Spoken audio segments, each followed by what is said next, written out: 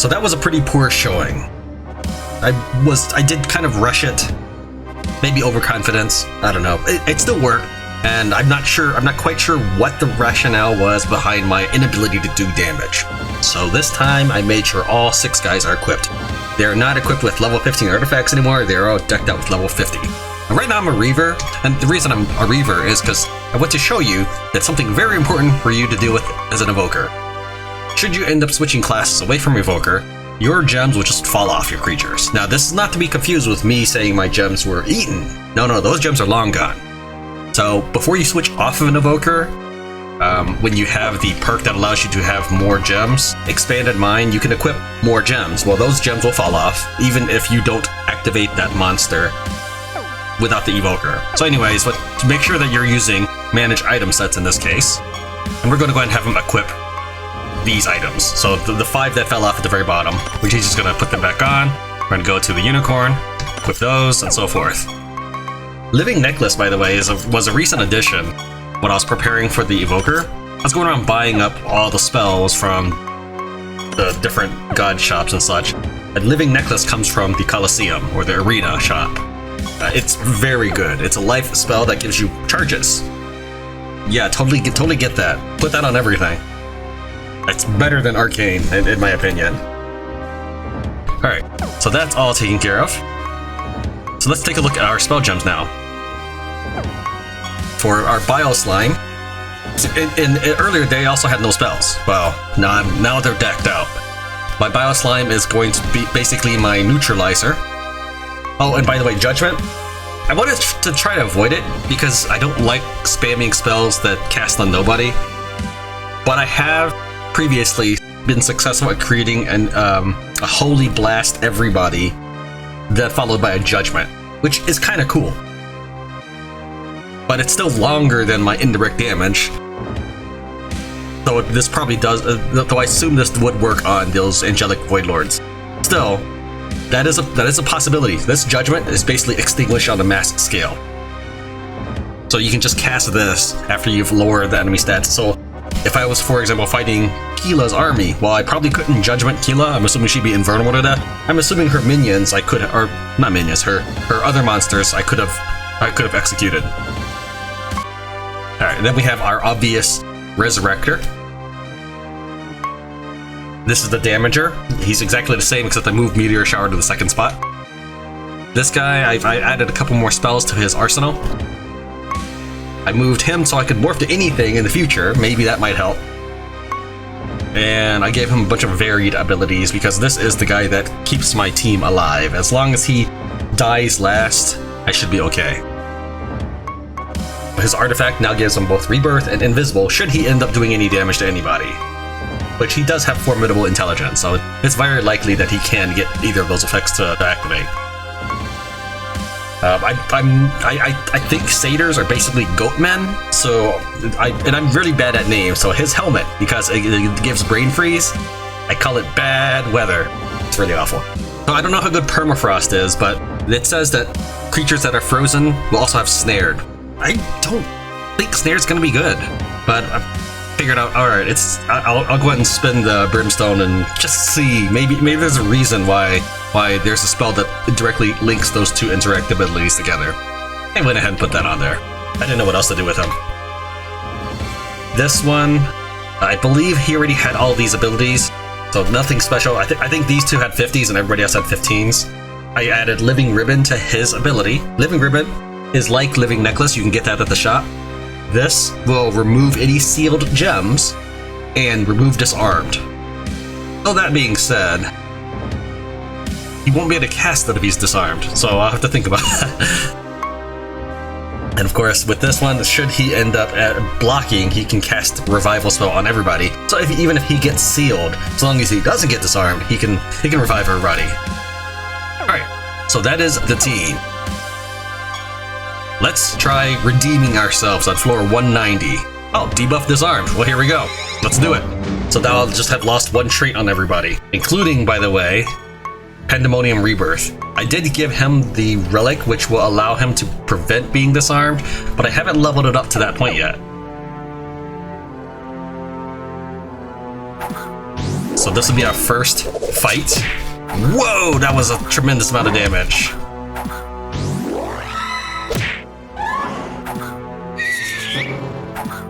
Alright, that was not very nice. That was really rude of them.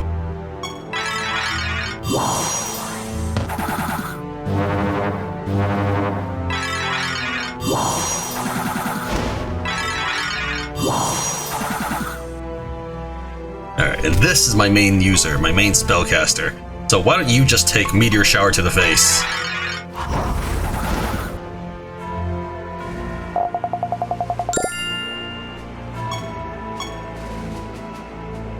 Alright, before I use up all my charges, I should probably go inside. Does this place... I don't think this place has buffs, does it?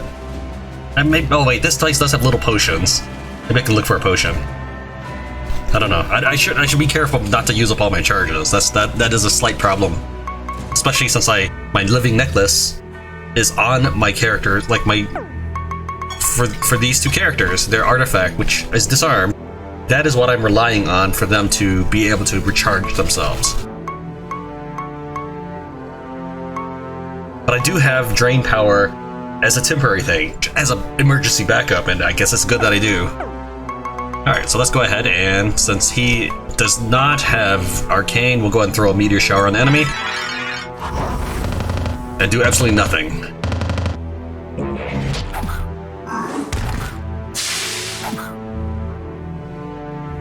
Well, the Bioslime is more of an attacker than anything else. How are my stats? Oh, less intelligence, 56%. Okay, there we go. And stats are swapped. Let's see, that's intelligence is pretty low as well. Wow, his intelligence is up there. Alright, this could actually be very problematic. I'm having some pretty bad showings with this. This is one of the reasons why I really enjoyed my indirect damage build. It was just a lot easier to manage. Go away, bad guys.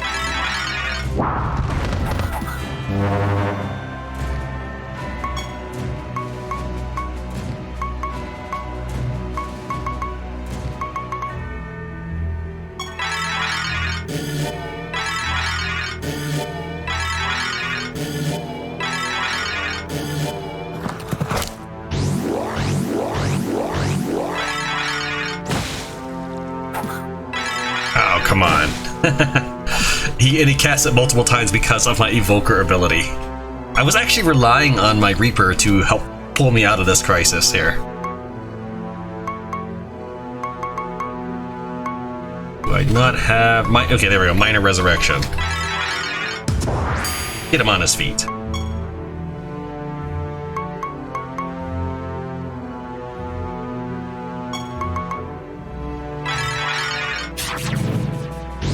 Now, my Death Siphon is really charged up. I'll show you what it looks like after the battle.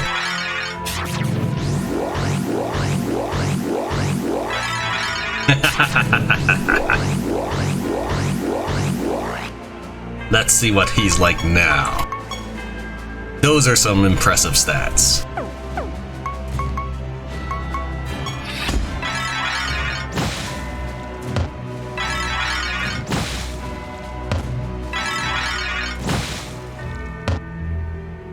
Go and get him back on his feet. No, I don't need to use Requiem. I should be able to cast fine. There's Minor Resurrection again. Alright, you are my typical damage dealer, but your intelligence is fairly low at this moment. Let's give it a shot nonetheless. Now that being said, most of my damage comes from hit points, not just intelligence.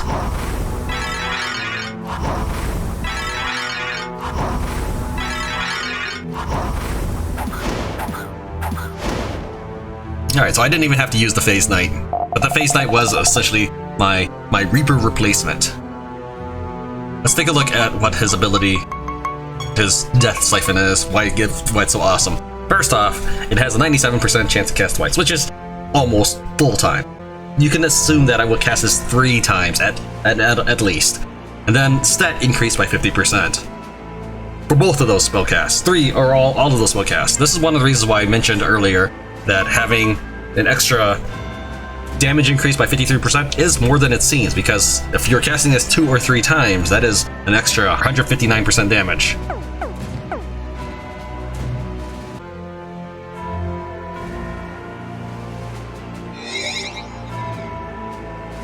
Two named bosses at once? That seems a little unfair. However, never won the Shurka challenge, you bravely charge headlong towards Scylla and Charybdis with a steady stream of piss dribbling down your legs. You didn't think the start of your adventure would be the last of your bladder issues, did you? Alright. Scylla. After this creature is killed, its partner grabs 200% of its stats. Ooh. After this creature's killed, okay. I mean, there is a way around that.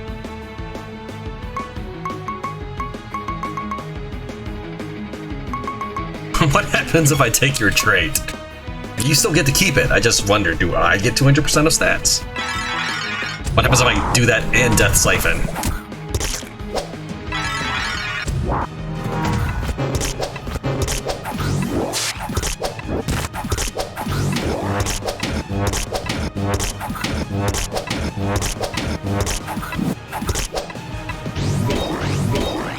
Okay, well that was very weirdly, but okay. Okay, what are your elements? Death and chaos. So realistically, I should make everybody life.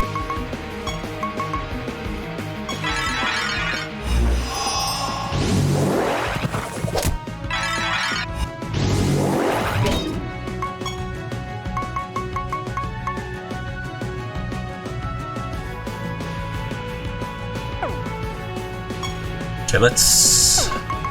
How much intelligence do you have this round? 4,000, that's not nearly enough to do damage to these guys. Yeah, let's go ahead and vacuum again.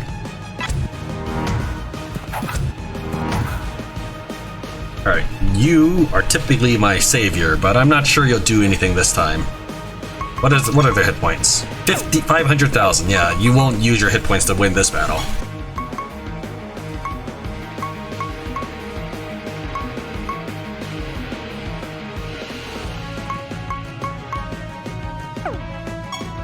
We'll go ahead and snowstorm this time.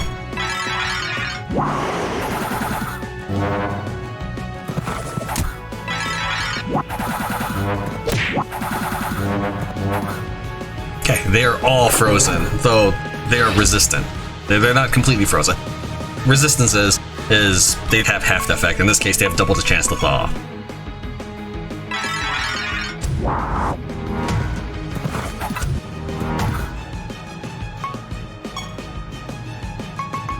From Divinity.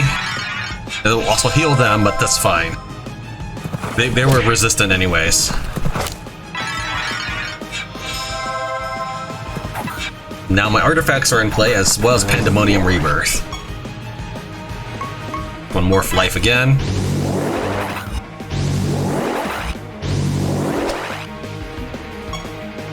Okay. Now we have Chaos Nexus, right? Enemies' classes are changed to match that of the target for the rest of the battle. Since I am life, I can defeat anybody with death, so I'm going to turn you guys all into death. Okay, now you're all chaos. That's not exactly what I wanted, but alright. Okay. This is where you will shine. Assassinate everybody for me. This is the whole reason I divinity'd.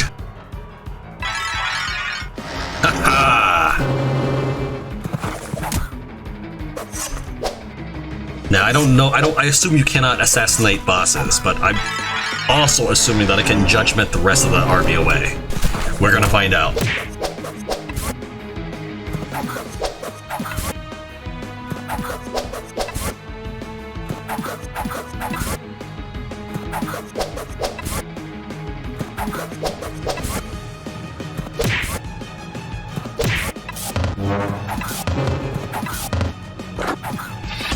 Okay, let's try Judgment. See what happens. Oh, they're all immune. Alright, alright. Good thing that I'm also packing Warp Reality. Before we do that, we're gonna go ahead and morph again. Since they are chaos, we're gonna morph to death. Now, I did try experimenting with Warp Reality, casting twice on a target. The first Warp Reality does destroy the barrier. The second Warp Reality has no barrier to work with.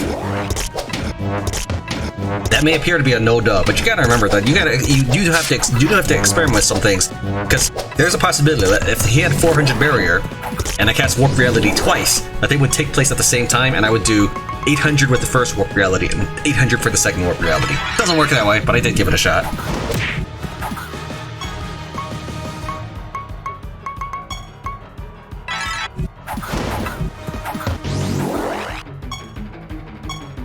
You're still blind. I don't really want to warp the wrong guy.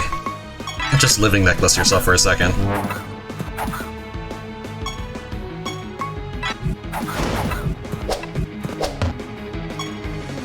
It's a good thing I have a lot of tricks up my sleeve. Alright, these two at the same time. Here's the thing. Because it's on him, he gets to cast it on an extra target. You know what this means, right? Absorb that.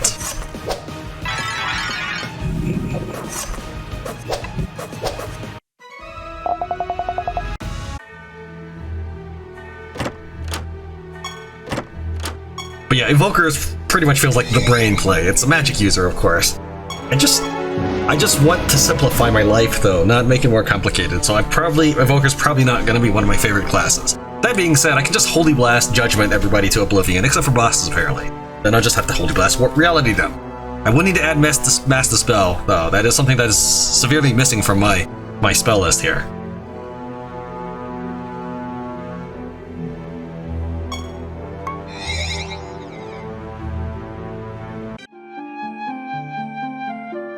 I'd like to make this an Evoker video, but it wasn't that good, so I'm going to need a little bit more work on it. I guess I shouldn't expect to be an expert Evoker immediately, though I did kind of hope it would be very good, considering I spent all that time calculating everything, but that's alright.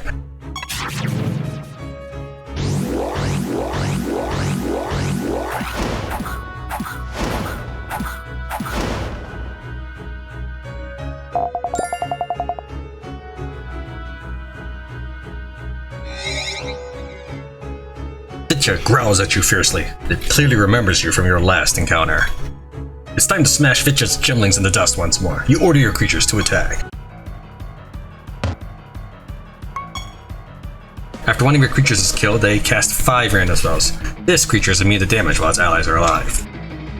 All effects that activate when it... Oh wait, this is mine. Your creature spell jumps are 70% more potent. Cascading... Magnetic... Okay. Alright, let's...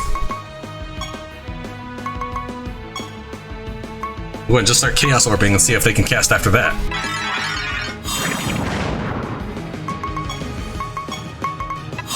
Oh, come on, I already Chaos Orbed the bottom right one.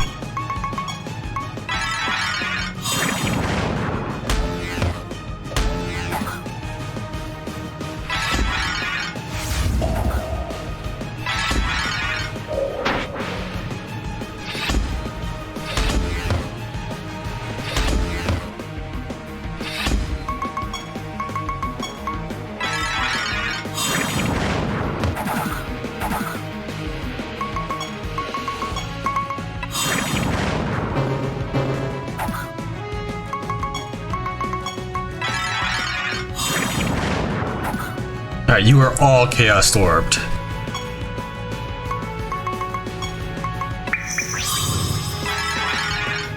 Let's see you cast now.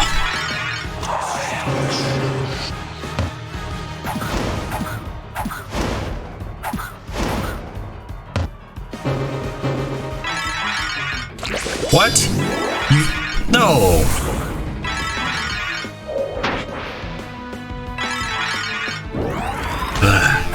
Hacks.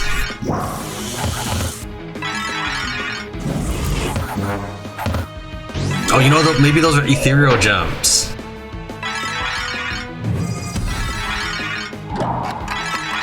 Alright, and next time I fight her, I'll have to be aware of that. Alright, so let's see. Eternal Dew casts Shell Bust. So I'm gonna look at Eternal Dew in a second.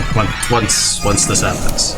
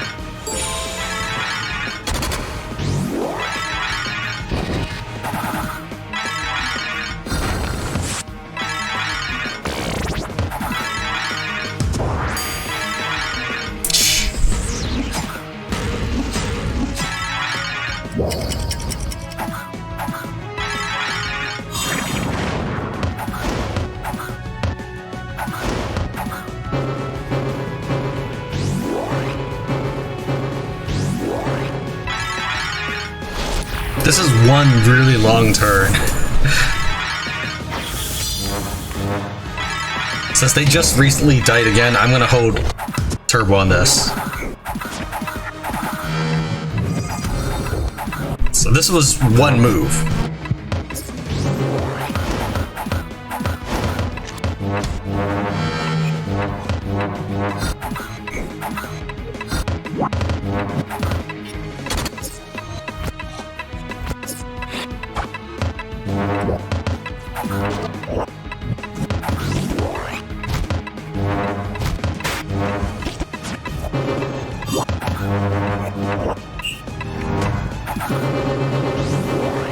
Yeesh. Alright, now it's time for my second move. But let's take a look.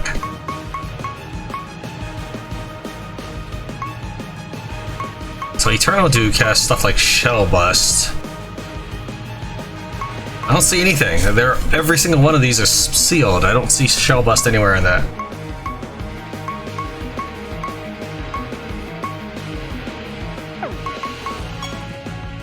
Okay, so it's just 5 totally random spells. Okay, alright. Not spell gems, it's just completely random spells.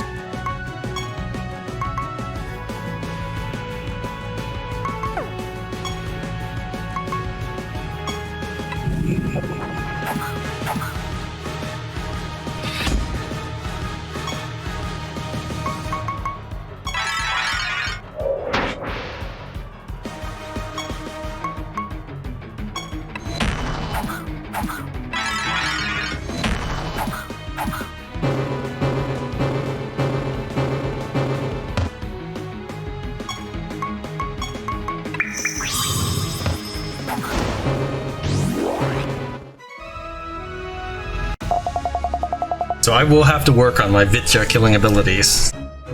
You can't silence it because she's a boss. Achievement earned, Slayer of Vitja.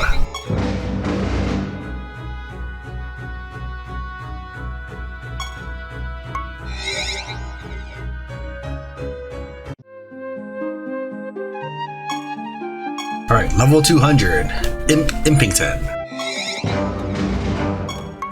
Fitting, it's Tran. Now, you don't get any favor for working with them, but there is an achievement for donating things, so that's what we do. Hee ho hey ho ha, hee hey ho ha ha. You're amazed that, after all the times you've encountered him, Impington still hasn't realized that you can't understand him. Hee ho ha, hee hey ha, hee ho hey ho, hee ho ha. Yeah, whatever. Same to you, buddy. Your creatures take 2 turns at a time.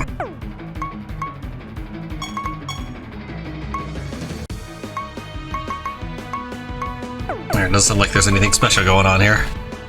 I mean, I guess we will just Death Siphon to begin with.